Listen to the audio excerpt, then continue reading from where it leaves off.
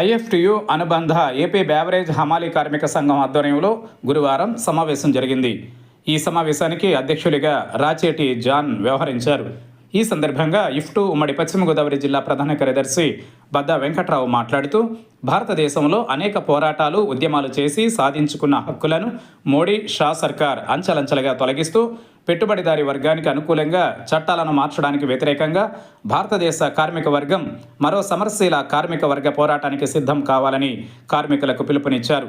1926 కార్మిక సంఘం రిజిస్ట్రేషన్ చట్టం ఏర్పడి 100 సంవత్సరాలు పూర్తయిన సందర్భంగా ఇఫ్టు ఎన్సీ పిలుపులో భాగమైన 4 లేబర్ కోడ్ల అమలుకు వ్యతిరేకంగా ఉద్యమాలను తీవ్రతరం చేయాలని, కార్మిక హక్కుల పరిరక్షణ కోసం పోరాటం ముందుకు తీసుకువెళ్లాలని, అదేవిధంగా దేశంలో బీజేపీ సర్కార్ అనుసరిస్తున్న కార్మిక వ్యతిరేక విధానాలకు వ్యతిరేకంగా యావత్ కార్మిక వర్గం ఉద్యమాలకు సిద్ధం కావాలని కార్మికులకు పిలుపునిచ్చారు.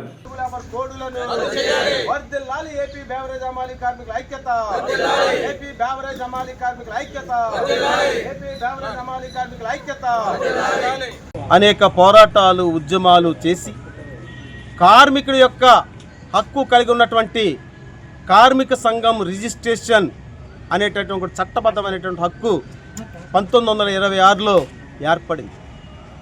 ఆ 1926లో ఏర్పడినటువంటి కార్మిక ట్రేడ్ యూనియన్ చట్టం, టీయూ ట్రేడ్ యూనియన్ యాక్ట్నే నేటికి నిన్న 25/3/2026కి 100 సంవత్సరాలు, 100 సంవత్సరాలు కాలపరిమితి పూర్తి చేసుకుంది. అయితే మోడీ షా తీసుకొచ్చినటువంటి 4 లేబర్ కోడ్స్లో ఈ ట్రేడ్ యూనియన్ యాక్ట్ని రద్దుపరిచే విధంగా సమాలోచన చేశారు.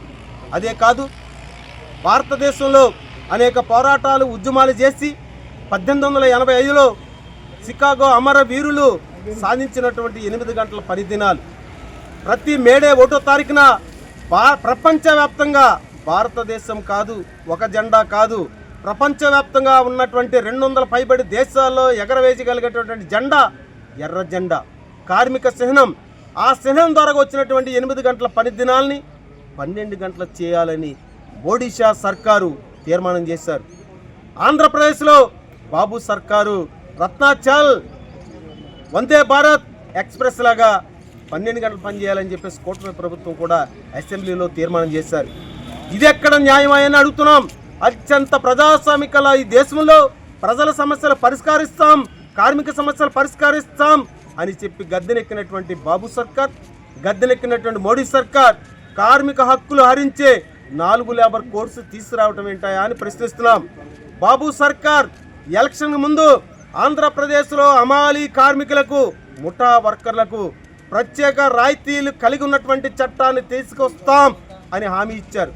ఎక్కడుందయ్యా హామీ? ఉన్న చట్టాలకు రక్షణ లేదు. పరిశ్రమలు మూసివేస్తున్నారు. పరిశ్రమలు పరిరక్షించాలి, ఉద్యోగ ఉపాధి కల్పించాలి, ఉపాధిని ఇస్తాం, ఉద్యోగం ఇస్తాం, లక్షల పైబడి నిరుద్యోగులకు ఉపాధి ఇస్తామన్నారు. ఉద్యోగం లేదు, ఉపాధి లేదు, పరిశ్రమ లేదు, పరిశ్రమల పరిరక్షణ లేదు. 12 గంటల పని దినాలు చేయాలని చెప్పేసి మీ యొక్క నియంత పాలనకు కార్మిక వర్గం తగు బదులు చెప్తాదని, ఆ నేపథ్యంలో 100 సంవత్సరాలు పూర్తయినటువంటి టీయూ ట్రేడ్ యూనియన్ యాక్ట్ని ధ్వంసం చేసే విధానానికి వ్యతిరేకంగా భారతదేశ కార్మిక వర్గం తిరుగుబాటు చేస్తారని ఈ సందర్భంగా ఒడిషా సర్కార్ని హెచ్చరిస్తున్నాం.